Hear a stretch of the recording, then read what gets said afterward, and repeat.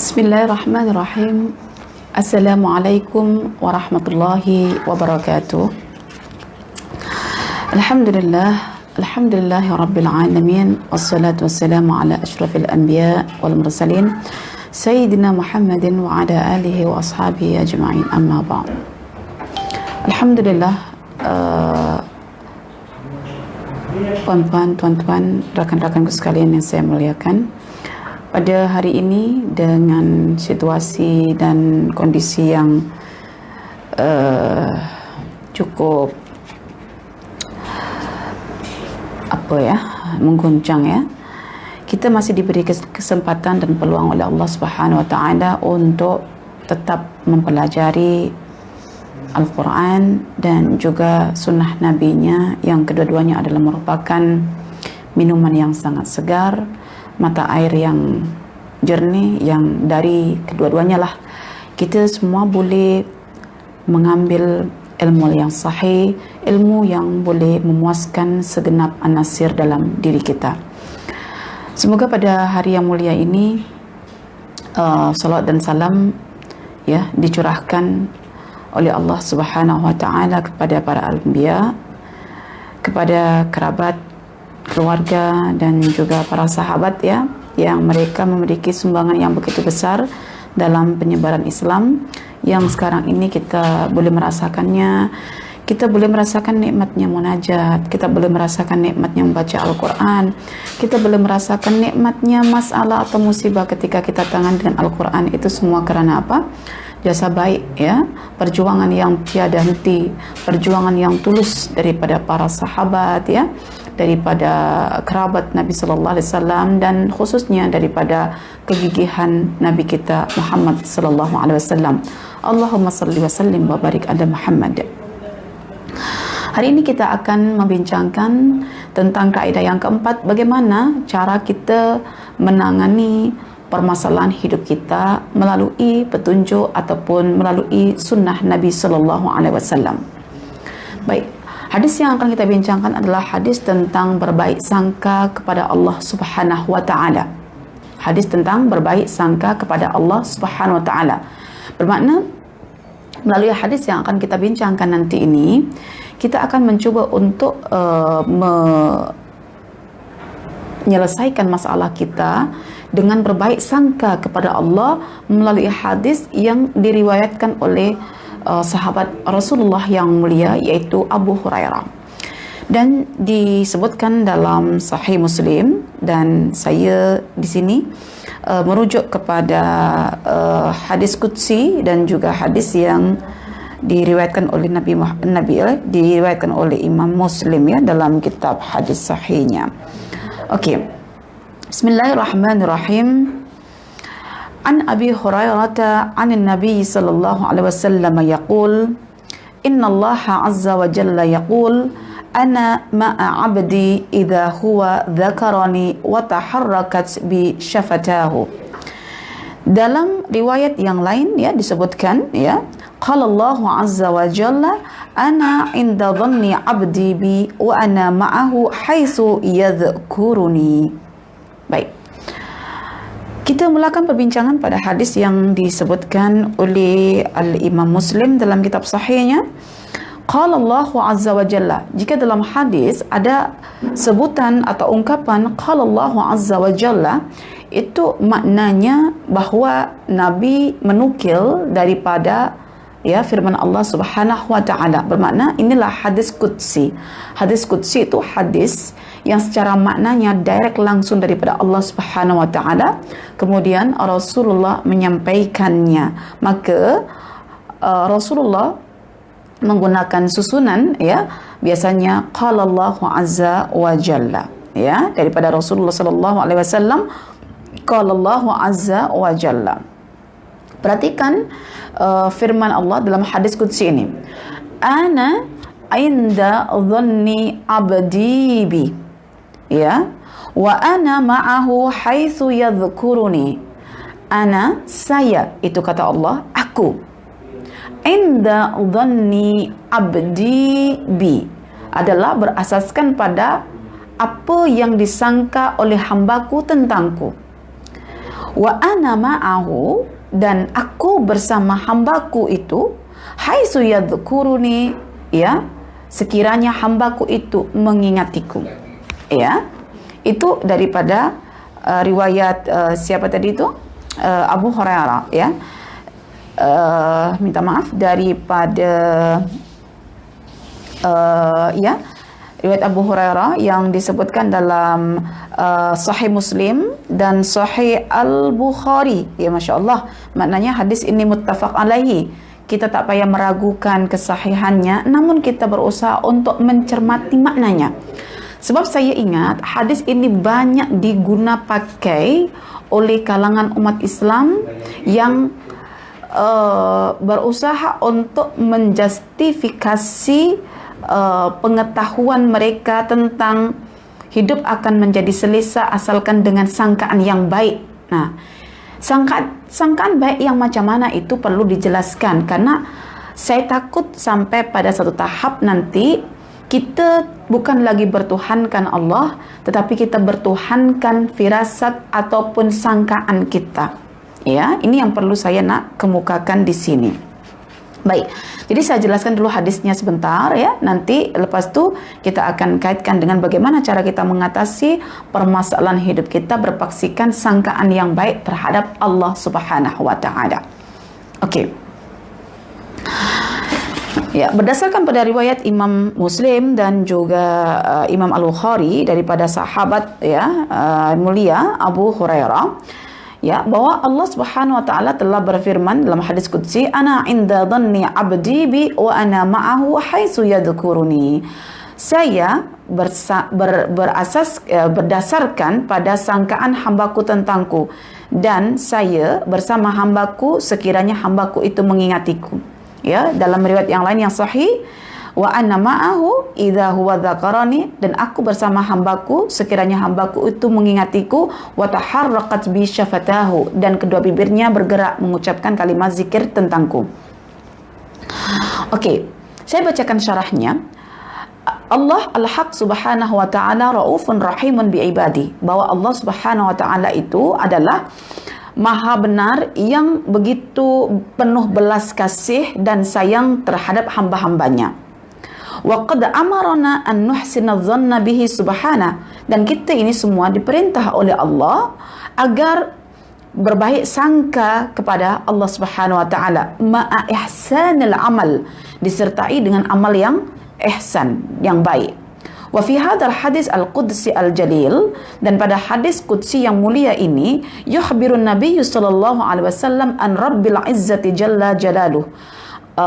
Rasulullah sallallahu alaihi wasallam mengkhabarkan, ya, daripada Allah, Tuhan yang mulia, yang begitu tinggi keagungannya, bahwasanya Allah yang mulia itu berfirman, ana inda dhanni abdi bi, sesungguhnya aku adalah berasaskan pada sangkaan hambaku terhadapku.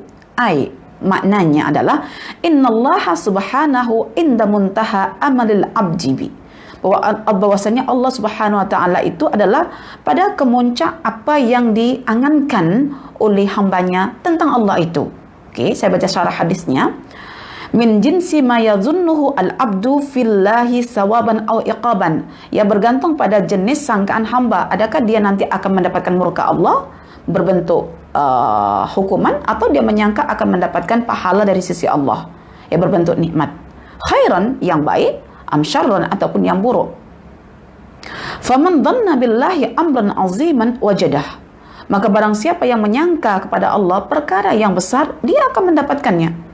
Wa a'tahu Allahu iya, dan Allah akan memberikan kepadanya. Wallahu subhanahu wa ta'ala la yata'azamuhu syai'un, Allah tak merasa nak memberikan sesuatu itu berkira-kira ini terlalu besar sangatlah, ini tak mungkinlah, tidak. Wa ma qasara bihi aqluhu fi su'i dhanni billah fa innallaha yu'tihi ala qadri dhanni, dan barang siapa yang begitu ringkas rendah, ya, tingkat pemahaman akalnya sehingga berlaku buruk sangka pada Allah, ya, Allah akan bagi mengikut apa yang dia sangka tentang Allah. Okey, saya nak bagi tahu sangkaan di sini bila kembali kepada umat Islam itu adalah bentuk keyakinan, dan sangkaan ini bukan daripada orang yang bodoh, tapi karena daripada orang yang beriman, berasal daripada tazakkur, ingatannya tentang Allah. So, sekarang ini apa yang hilang adalah orang yang tidak mengenal Allah cukup bersangka saja dapat kebaikan. Tidak. Maka hadis ini ketika bincang tentang sangkaan hamba, dia dikaitkan dengan keilmuan hamba itu tentang Allah. Wa man dzakarani, dan barang siapa yang mengingatiku, ya, maka aku akan berikan apa yang dia ingat tentang aku. Ketika dia miskin hidupnya, dia ingat aku ini maha kaya. Dia mengenal aku maha kaya. Lalu dia menyertai dengan amalannya, amal solehnya, aku akan bagi. Orang sekarang cukup bersangka baik dan mengatakan sangkaan itulah Tuhan baginya. Cukup bersangka kamu dapat, kamu gugur baby karena kamu menyangka buruk tentang Allah. Jadi saya nak bagi tahu di sini, syarah ini penting untuk kita jelaskan. Oke. Hadis ini tidak berhenti kepada ana inda dhanni abdi bi, aku berasaskan pada sangkaan hambaku tentangku. Tetapi disambung lagi, wa ana ma'ahu haitsu dzakarani, dan aku bersama hambaku tadi itu yang menyangka aku itu, ya, sekiranya dia mengingatiku. Wa ana ma'ahu haitsu dzakarani, kebersamaan Allah untuk mencukupi, ya, hambanya, mengikut keyakinan hamba itu atas sangkaannya yang baik itu, hanya ada bersama hamba yang ingat Allah. So, kita kalau tak ingat Allah, tapi kita punya sangkaan saja, everything is okay misalnya, kalau aku sakit, aku tak nak sangka sakit, aku nak berafirmasi, aku sehat, terus sehat begitu. Tidak. Ingat di sini, hadis jangan kita putus. Maka, ya, Rasulullah menyambungkan firman Allah, wa ana ma'ahu haitsu dzakarani, dan aku bersama dengan hambaku itu ketika mana dia mengingat aku. Bahkan dalam riwayat yang lain, ya, idza taharrakat syafatahu, apabila kedua bibirnya itu bergerak-gerak mengingat ketika miskin, ketika susah, ketika lapar, ingat bahwa Allah itu adalah yang maha kaya. Kita boleh ambil contoh kisah Nabi Musa alaihissalam, ya, ketika dia begitu lapar, dia mengungkapkan dirinya itu adalah fakir. Tetapi dalam masa yang sama dia menyangka baik pada Tuhannya. Menyangka baik itu puncanya karena imannya. Imannya itu karena adanya pemikiran. Pemikiran tentang apa? Tentang siapakah Allah, bagaimanakah nama-namanya, ya, apakah nama-namanya, bagaimanakah sifat-sifatnya. Lalu situasi itu yang kelaparan itu menggerakkan bibirnya mengingat Allah Ar-Razzaq, mengingat Allah Al-Ghani, mengingat Allah Ar-Rauf, mengingat Allah Ar-Rahim. Jadi inilah hamba yang disertai Allah, dan hamba inilah yang akan dicukupi oleh Allah berasaskan pada sangkaan baiknya kepada Allah karena maklumatnya yang mendahului sangkaan itu. Sehari ini kita bersangka baik, bagaimanapun kalau tidak ada maklumat kita tentang Allah Subhanahu wa taala, adakah masuk kategori hadis ini? Tidak masuk. Karena itu kita kena mengenal Allah dahulu. Oke, apa syarah hadisnya? Wa ana ma'ahu haitsu dzakarani, dan saya bersama hambaku sekiranya hambaku itu mengingatiku. Bermakna lawannya, sekiranya hambaku tak mengingatiku, ya aku tak bersamanya lah begitu. Bila aku tak bersama dengannya, kata Allah, adakah akan tercukupi kehidupan hambaku itu? Tidak. Oke, kalau tercukupi, istidraj, hanya sebagai huluran untuk menjebak orang itu agar semakin bangga dengan afirmasinya sendiri. Oke, apa makna wa ana ma'ahu haitsu dzakarani, dan aku bersama hambaku sekiranya hambaku mengingatiku? Ai itu maknanya adalah innallaha subhanahu yakunu ma'al abdi fi halati zikri wa yu'nisuhu, bahwasanya Allah Subhanahu wa taala itu akan bersama hambanya pada keadaan hamba itu mengingatinya. Mengingatinya, akhirnya timbul sangkaan baik tentang Allah. Karena yang diingati itu Allah Ar-Rauf, Allah berbelas kasih. Tak mungkin kan Allah nak mengabaikan, menelantarkan, membiarkan keseorangan. Tidak mungkin. Maka wa yu'nisuhu, Allah pun membahagiakannya, menghiburnya, ya, menyenangkannya. Wa yu'nisuhu. Fama'iyatuhu ta'ala hiya min khasati zikri. Kebersamaan Allah dengan hambanya itu adalah bahagian daripada kekhususan ingatan Allah kepada hamba itu. Ingat, wala zikrullahi akbar. Ingatan Allah kepada hamba itu lebih besar daripada ingatan hamba kepada Allah. Tetapi untuk meraih ingatan Allah kepada hambanya, kita perlu mengingat Allah dulu. Dan untuk mengingat Allah itu dihadirkan masalah dulu. Dengan adanya masalah, kita gelisah. Dengan adanya gelisah, kita mengingat. Dengan adanya ingatan, kita bahagia. Bahagia karena Allah bersama kita. Ini ada satu part dalam syarah Ad-Durar As-Saniyah ini. Ya Allah, cantik. Ini menurut saya juga obat untuk diri saya lah kan. Dengar baik-baik pada part yang ini ya, puan-puan ya. Fa innal mu'mina idza khafa minal wahdati wal infiradi fa idza dzakara Allah ta'ala fa innahu yajiduhu indahu wa ma'ahu yasta'nisu bihi wa yastalidhu biqurbihi wa hadha maziyatun 'azimatun lidzakirillah wa min fadli dzikr al-hasan. Tahu artinya? Maka sesungguhnya seorang mukmin jika takut sorang-sorang, sunyi kesorangan, tiada orang yang mau mendengar dirinya, terabaikan, terasingkan, terkucilkan, tak digauli lagi, tak diinteraksi lagi, dah sorang-sorang lah ibaratnya, tak ada siapa nak dengar dia. Fa idza dzakarallahu ta'ala, maka pada ketika dia mengingati Allah Ta'ala, fa innahu yajiduhu indahu, maka si hamba ini akan mendapati Allah itu berada di sisinya, wa ma'ahu, dan bersamanya, yasta'nisu bihi, untuk menghibur dan menyenangkan hatinya. Allah, jika anda sorang-sorang, apa yang anda lakukan? Berhayal, mengumpat, ya, mungkin membeber, berputus asa, sedih, menggerutu, kenapa lah, macam inilah, macam itulah. Nah, itu tidak solution lagi tu. Itu sebetulnya adalah masalah, dililit oleh masalah yang baru atas hasutan syaitan. Idza massahu ta'ifun minasyaitani tazakkaru fa idza hum mubsirun. Jika anda menyatakan tidak anda beriman, segeralah ingat Allah ketika muncul masalah. Sebab kalau ada masalah, syaitan akan masuk bersama masalah itu. Tapi ketika anda semua mengingati Allah, anda akan jelas, mubsirun, apa yang perlu anda lakukan. Dan dengan adanya kebersamaan Allah itu, Allah akan membuatnya terhibur.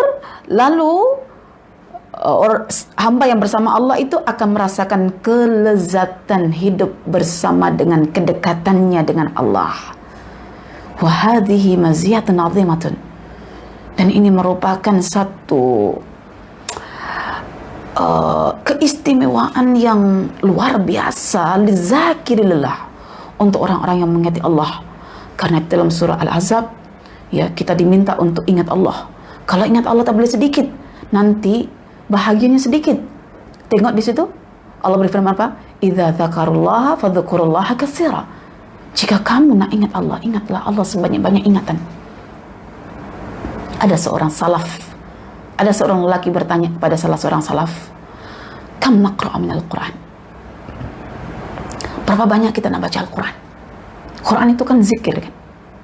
Berapa banyak kita nak berzikir begitu? Apa jawab salaf? Ala qadri ma turidu minas sa'adah. Ia bergantung pada kadar kamu ingin bahagia.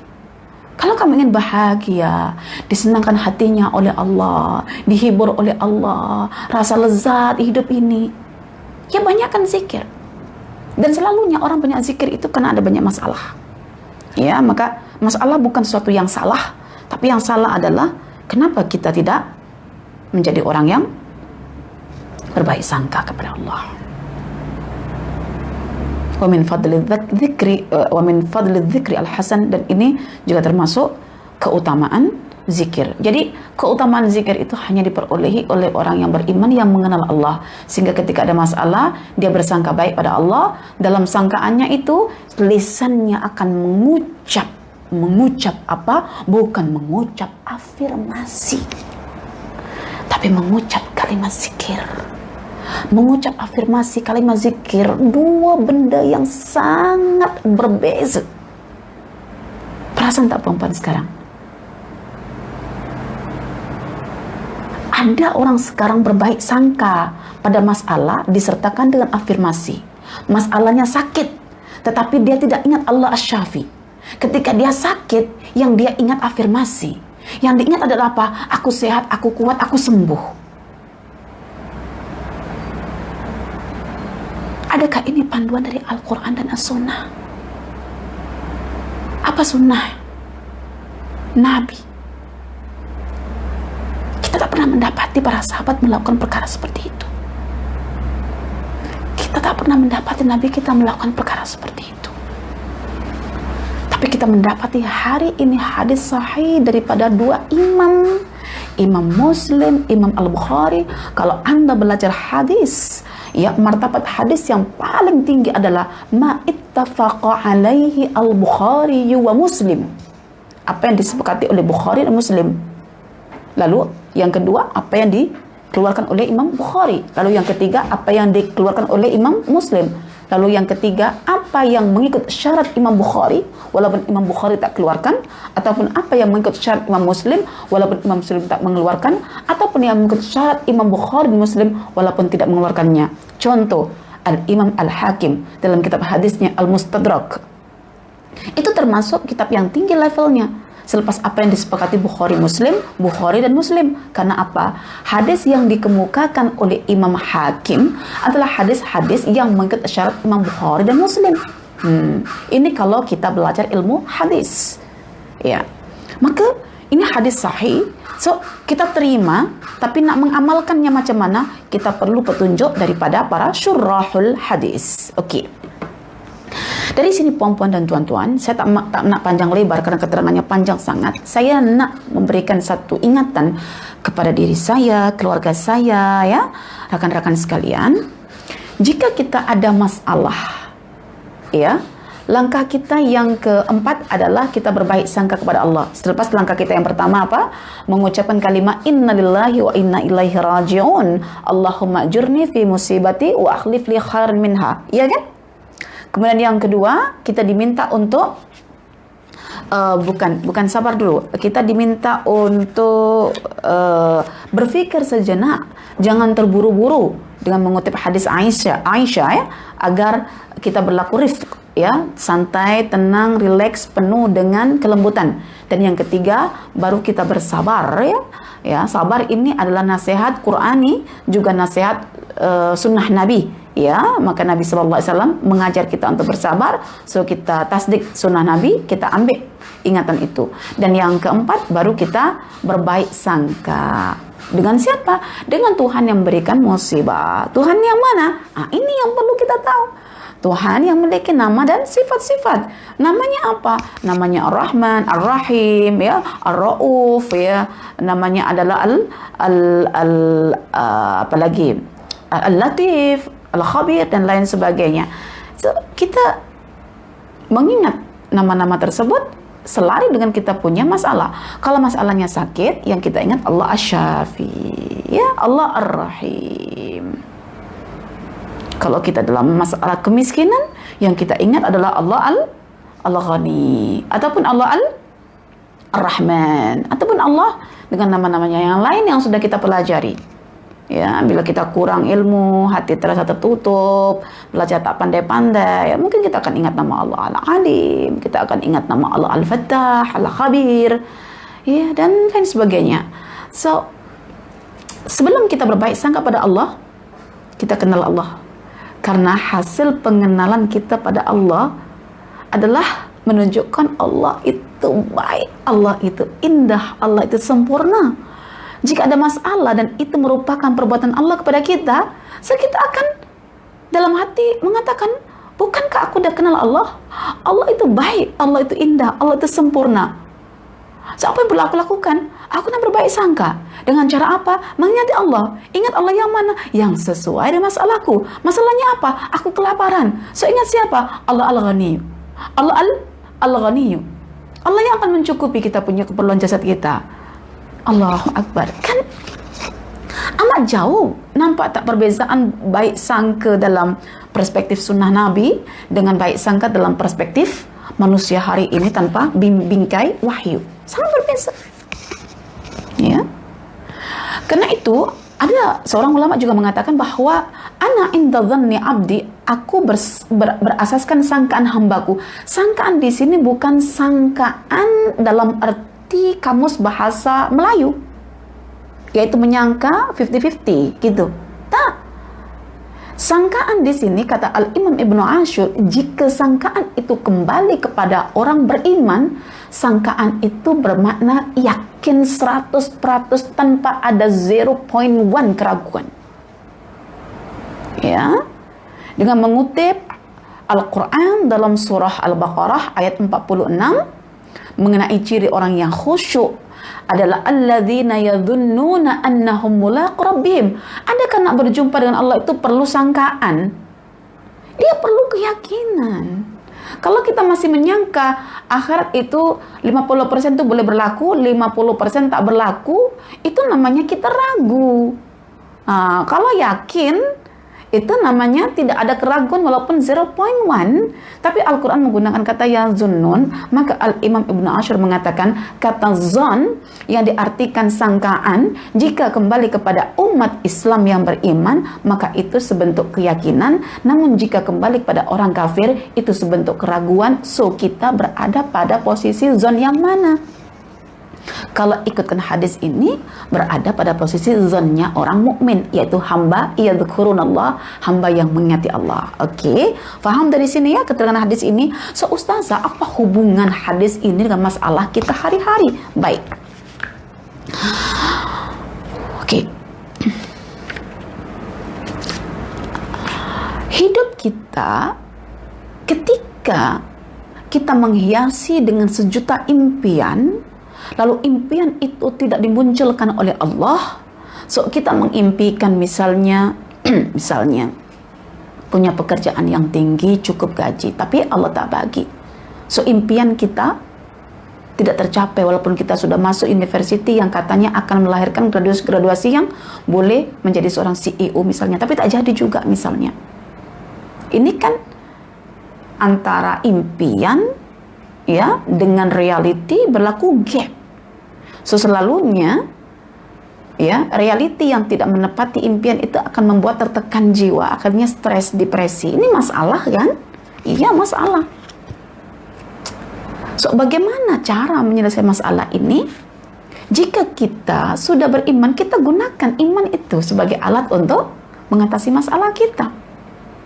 Ya, maka yang kita pernah ingatkan Jumat lepas itu kan, barang siapa yang beriman dan ditimpakan oleh Allah satu perkara yang tidak menyenangkan atau musibah, lalu dia bersabar, maka dia akan baik untuknya. Ya diikat iman dulu. Sekarang pun nak baik sangka pada Allah pun diikat iman dulu.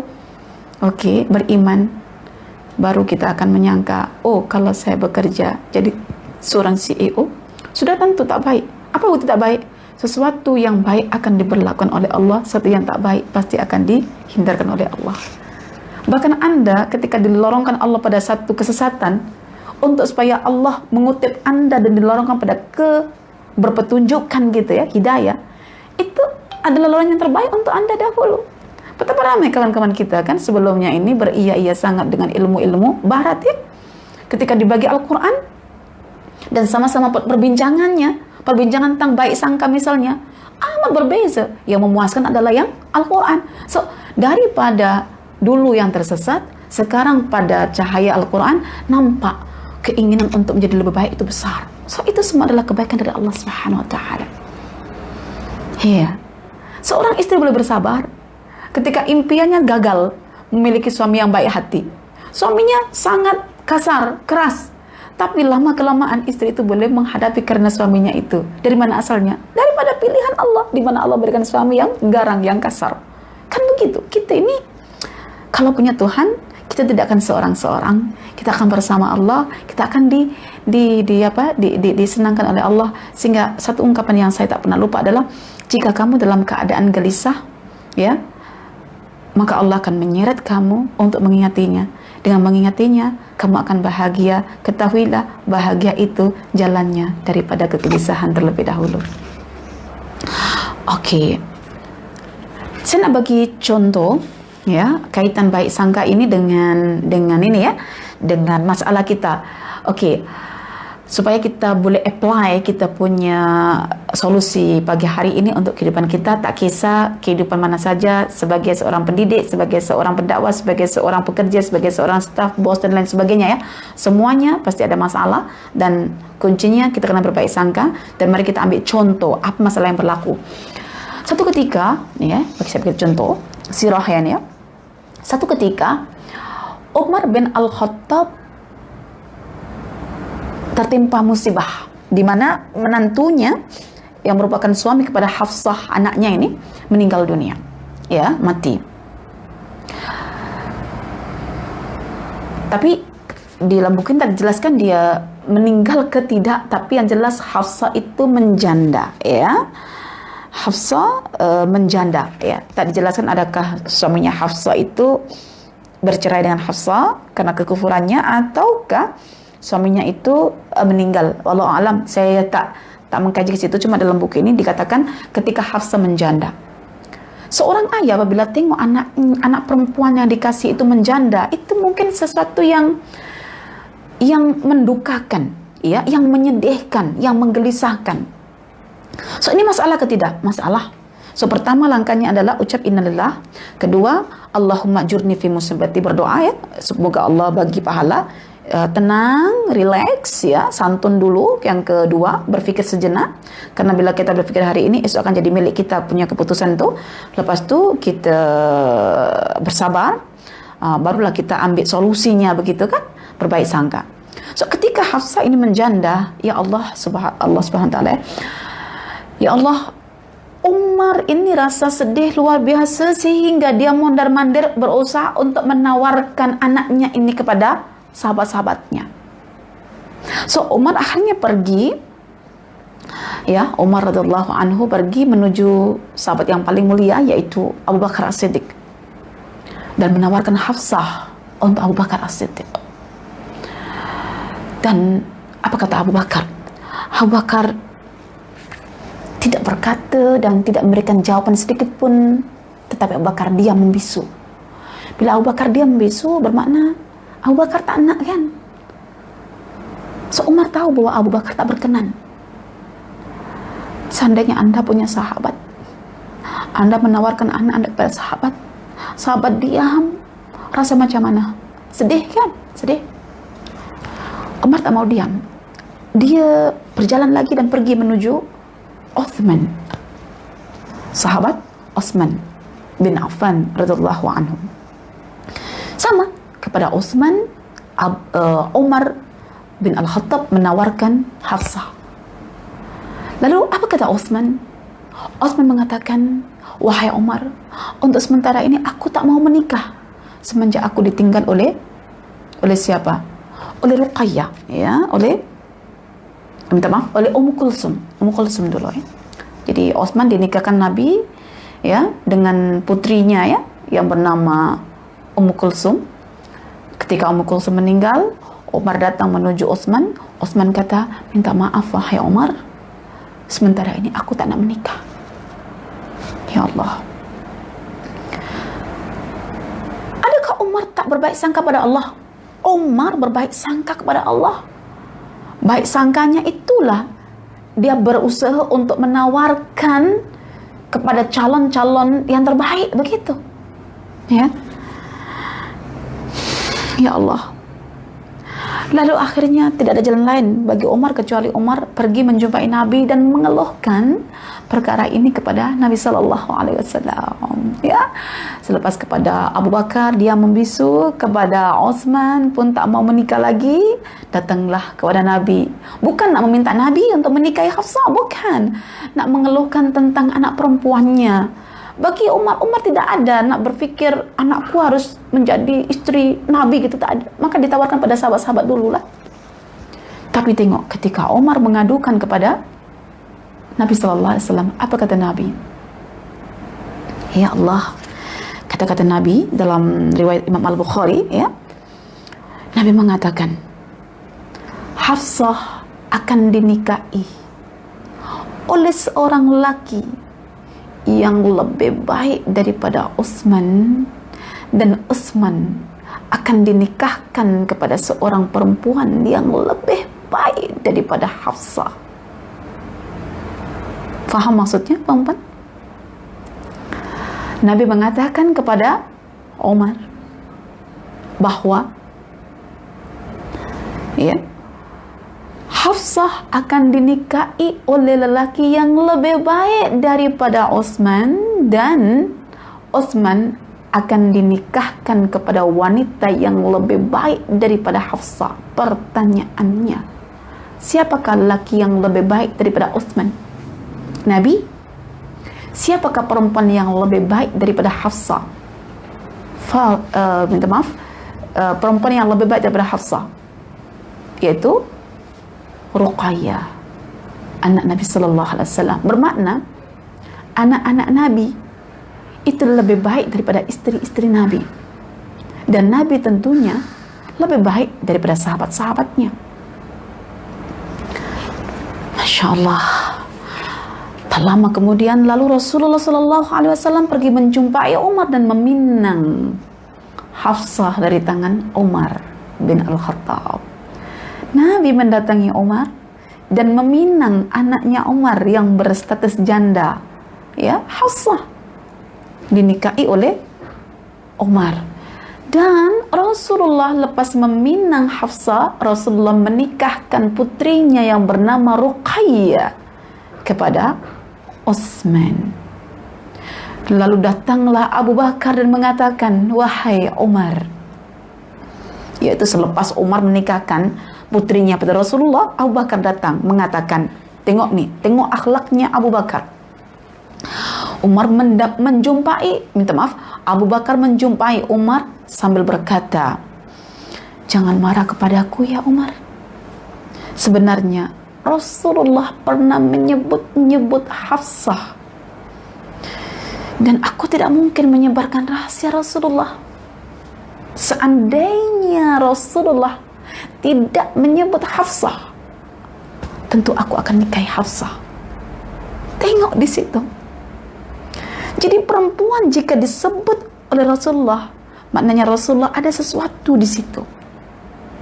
Dan sahabat tidak mau mendahului, maka ini rahasia disimpan oleh Abu Bakar.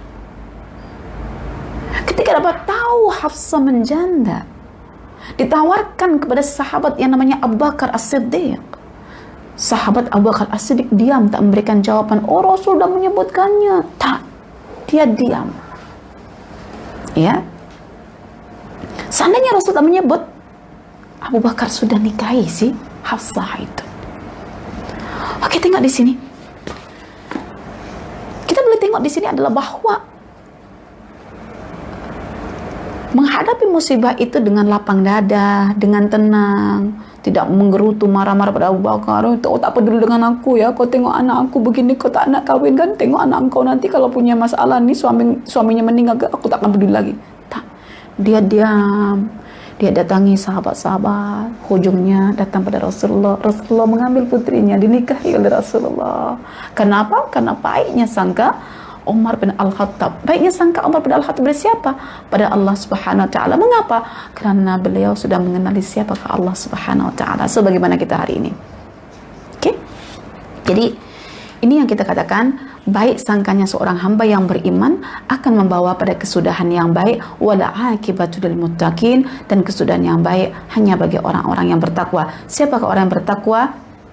Innal ladzina taqaw idza massahum ta'ifum minasyaitani tazakkaru. Orang-orang yang bertakwa adalah orang-orang yang apabila ada masalah, syaitan pun menggoda, mengganggunya, membisikkan kejahatan dalam hatinya, segera dia mengingati Allah. Dan orang yang mengingati Allah adalah orang yang tak pernah sunyi ataupun sendiri. Wa innallaha ma'al muttaqin, dan Allah bersama orang-orang yang bertakwa yang sentiasa mengingati Allah sehingga hidupnya dibahagiakan oleh Allah. Lalu bagaimana cara kita sekarang nak menerapkan kaidah atau qawaid nabawiyah yang keempat ini?